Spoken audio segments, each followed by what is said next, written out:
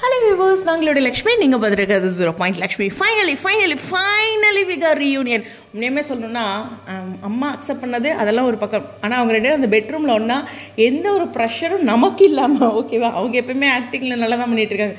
எந்த ஒரு ப்ரெஷரும் நமக்கு இல்லாமல் அந்த சீனை பார்த்ததுங்கிறது யபாடா அப்படிங்கிற மாதிரி இருக்குல்ல.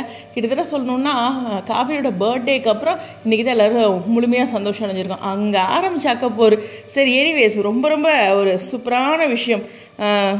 விஜயோட பர்த்டேவா, ஓகே, யாரோ ஒரு பர்த்டே இருந்தாலும் அங்கேருந்து ஆரம்பித்த ஒரு விஷயம் இங்கே வரைக்கும் அப்படிங்கும்போது நிச்சயமாக சவாலான விஷயமா இருந்தது.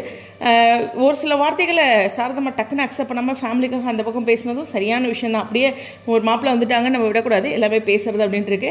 இருந்தாலும் காவேரியும் ஒரு ஸ்டாண்ட் எடுத்து எனக்கு விஜய் வேணும் அப்படின்னு ஒரு வார்த்தை சொன்னாங்களே, அதில் ஒரு திருப்தி. ஸோ இந்த இடத்துல இருந்து அவங்க புது வாழ்க்கையை ஆரம்பிக்கிறாங்க. அதுதான் ரொம்ப ஹைலைட்டான விஷயம். ரொம்பலாம் இன்றைக்கி எபிசோடு ஆராய வேண்டாம், சந்தோஷமாக என்ஜாய் பண்ணுவோம் அவங்களோட அப்டேட்டாக. ஓகேவா, உங்களுடைய கருத்துக்கள் ஸ்டேடியம்.